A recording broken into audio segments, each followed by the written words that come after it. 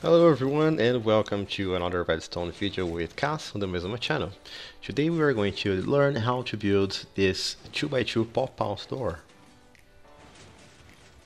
Alright guys, so this is the door itself. As you can see, the blocks stick out of the wall, which gives a nice touch to it. We can even disguise it a little better if we add blocks on the top here, and we can activate it with a lever or with a secret input.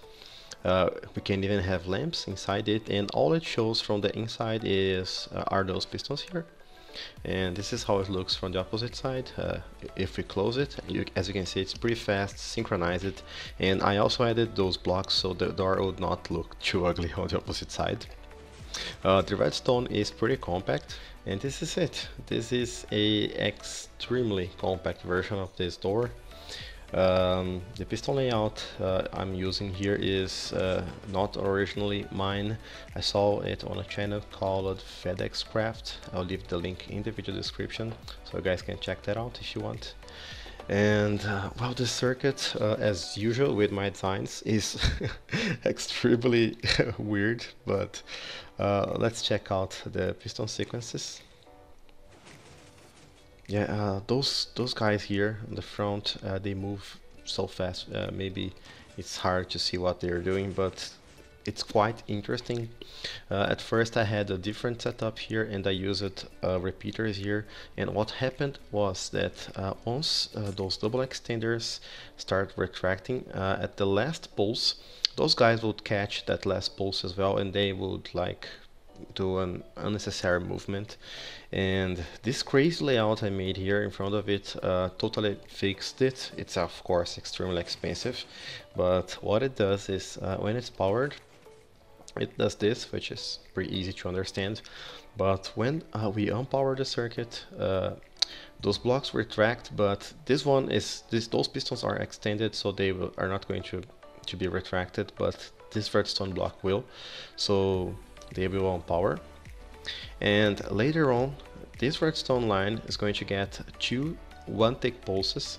So what happens is, first, it's complicated.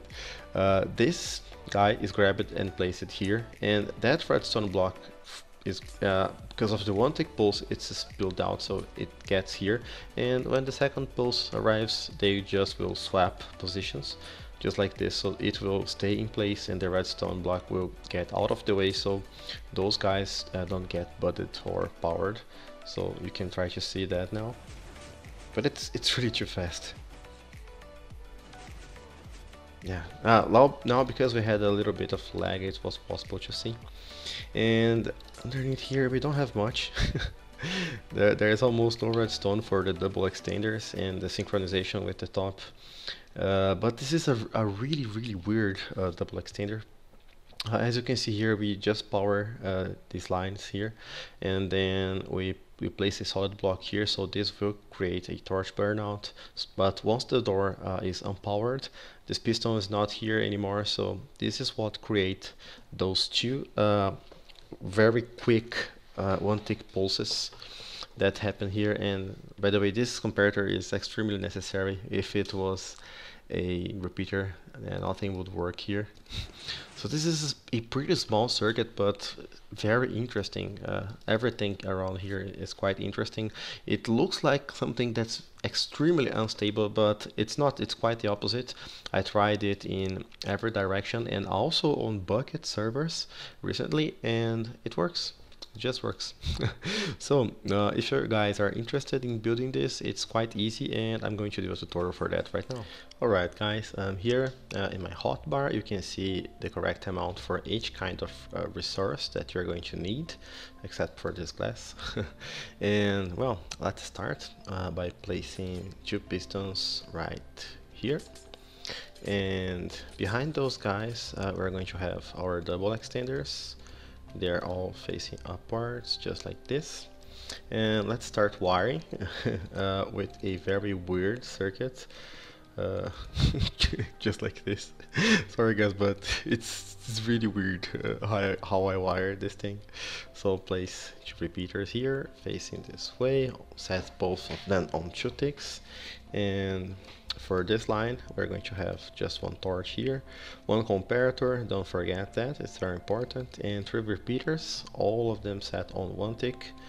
Then redstone dust here, and this is all we need for the double extender, believe me or not. And for these guys here, we will need a pair of pistons here and also here, and place our redstone blocks here and here. So we're done with the bottom. And now for the top, just place 2 pistons like this and 2 more here. And right here we can have our horizontal pistons. They are going to grab the top part of the door. And our input block is going to be this one. So on top of this 6 pistons facing upwards, we will have a cauldron filled with water. And then here just build a line, and we will have the traditional circuit we usually have for jab doors. So set those 2 repeaters on 2 ticks. So finally, here we can place 1 piece of redstone dust, 1 piston facing downwards, and 1 solid block on its face. So let's power our circuit and test it out. So as you can see, what happens is the double extenders place the bookshelves there, and then the top part of the circuit activates later to push them forward. And when we unpower the circuit, because we are using pistons here and not regular redstone signals, it will this piston goes down faster than it goes up. So those pistons activate first, then the double extender will be able to do its job, and then the door is open. So let me put some blocks around it so we can have a better view of that. Alright guys, I covered up the build, and just a small note here, those pistons are optional. I just included them because they make everything look nicer. So if you want, you can close this off, or you can just break those pistons and have solid blocks there, or whatever kind of block your door uses. If you want to have lamps here, the way I showed you in the beginning of the video, you can just place levers here underneath the floor and flick those on, and then it will not show when the door is in this position unless you place slabs here or stairs. And when you open it, you have this nice effect. So yeah, this is it for this door. It's really simple. The door is fast and synchronized, it works on bucket, and it's pretty small. So guys, thank you very much for watching, and see you next time. Bye bye.